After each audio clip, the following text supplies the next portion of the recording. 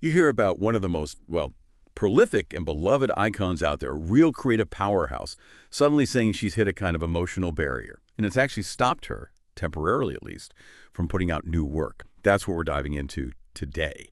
The really surprising and honestly quite moving news from Dolly Parton. She's decided to put new music on hold for a bit. So we're going to explore the deep emotional reasons behind it, what it tells us about how she's coping, and of course that incredible connection to her late husband, Carl Dean. And just so you know, this all comes from recent pieces, mainly a People magazine article. Quoting her appearance on Khloe Kardashian's podcast, Khloe in Wonderland, and some other interviews too. Yeah, it's pretty striking, isn't it, how these huge life events, especially loss, can affect even the most, well, consistently productive creators. So today, yeah, we're trying to go a bit beyond just the headlines, really understand the layers of what Dolly's going through, how grief can just reshape everything, even for someone who seems so endlessly energetic and, publicly joyful. This isn't just about a pause in work. It feels more fundamental, like the human limits of handling emotion, even for a superstar. Exactly. So let's get right into the core of it. Dolly Parton pausing new music. This really came out during that chat on Khloe Kardashian's Khloe in Wonderland podcast. Yeah. That was Wednesday, July 9th, 2025. Khloe asked her about writer's block, and Dolly was incredibly open. She said something like, several things I have wanted to start, but I can't do it. Mm-hmm. And then this line that really stood out. I can't afford the luxury of, getting that emotional right now. I mean, what does that mean when someone like her, who's built this empire on pouring emotion into art, says she can't afford it? Well, that phrase, can't afford the luxury, it's incredibly telling, I think, especially for someone like Dolly.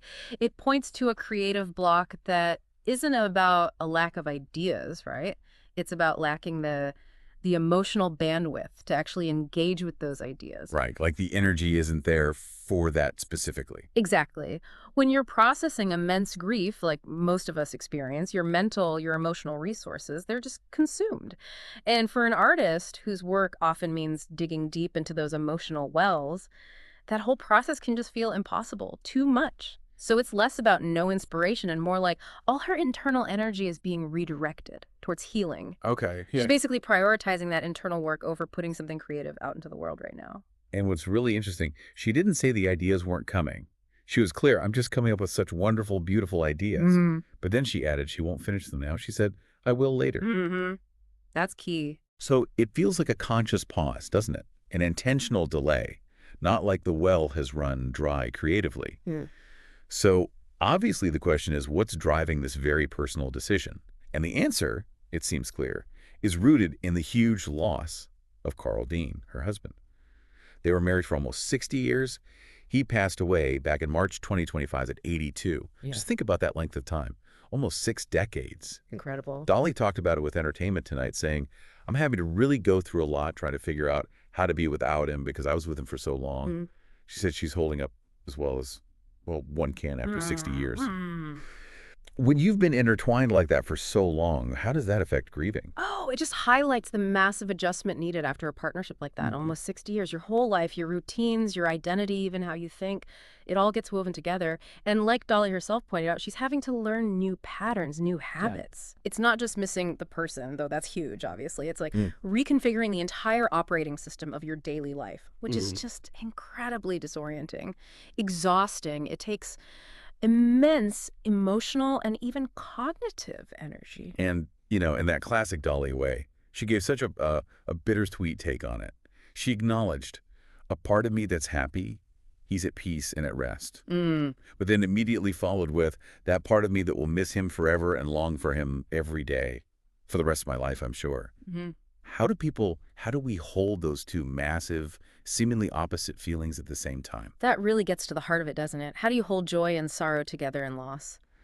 Dolly's words capture that dual nature of grief perfectly, that intense longing, the ache for the person, side by side with the relief that their suffering is over. She mentioned he was ill for quite a while and not suffered anymore, experiencing deep sadness and compassionate relief at the same time. It's complex, but it's actually a very common part of grieving. And for her to articulate that so honestly, especially in public, it says a lot about her emotional intelligence, her willingness to face it head on. So given this huge loss, this massive emotional shift, how is she managing? What are the sources telling us about how she's coping. Well, one thing that comes through loud and clear is her faith. It's obviously a huge anchor for her. She said, I am a person of faith, knowing that I will see him again and knowing that he's in God's arms now and not mine. And she has these really beautiful personal rituals, too. She talked about visiting the church in Ringgold, Georgia, where they got married way back on May 30th, 1966. She went there for what would have been their 59th anniversary. Wow. And she said it was her first star anniversary without him. And there's this charming detail she shared. They apparently would always go down to Ringgold, and around our anniversary every year since we were married, they'd have a picnic. So she went back, kept that tradition alive, even alone. That's incredibly powerful. It really shows how ritual and faith can work together when you're navigating grief. Going back to a place that holds so much meaning, engaging in those cherished traditions, remembering those shared moments, it can create this really strong sense of connection, of presence almost. Like Dolly said, she felt he was there with me. Yeah. You know, for someone who lives such a public life, these private acts of remembrance, they become vital anchors. They let her connect with her loss in her own way, on her own terms. It sort of transforms his absence into a different kind of presence. And she really emphasized that enduring connection, didn't she? Yeah. Saying Carl is still in my heart and in my memories. Absolutely. And that speaks volumes about how love, well, it transcends physical presence, doesn't it? For someone like Dolly, Carl Dean isn't just gone. He's become this deeply integrated part of who she is, part of her memory. His influence hasn't vanished, it's just shifted. It's become part of her internal landscape, still shaping her. It really shows that even in profound loss, the relationship itself evolves. It doesn't just end. There's a sustained connection, just different. So wrapping this up, what are the big takeaways from this deep dive? It seems clear Dolly Parton's decision, this pause on new music, it's a really profound, deeply emotional response to losing Carl Dean, her partner, for nearly 60 years. It just throws a spotlight on that complex dance between grief, creativity, and personal healing, Yeah. especially when you have to do that healing with the whole world watching. Yeah, it's such a poignant reminder, isn't it, that even the most, accomplished people who seem to create effortlessly on this huge stage, they still need space. Space to process profound personal loss. And creative expression, while it can be a lifeline, sometimes it demands a certain emotional readiness, a kind of bandwidth that's just completely taken up by the intense work of grieving. Right. It really challenges that societal pressure, especially on artists, for constant output. It shows that sometimes taking care of yourself is the most creative act. Radical self-care, you might call it. And it's crucial to remember what she said about having those wonderful, beautiful ideas still coming and her plan to finish it later. It suggests grief doesn't necessarily kill creativity, but it definitely can reshape the timeline and maybe even change the nature of what eventually comes out of that period of deep processing. Absolutely. Which leads us, and you listening, with something to think about, maybe. Considering Dolly's situation, how might our own intense personal experiences, good or bad, shape not just what we create or do, but also when we feel ready to do it and how we choose to share it?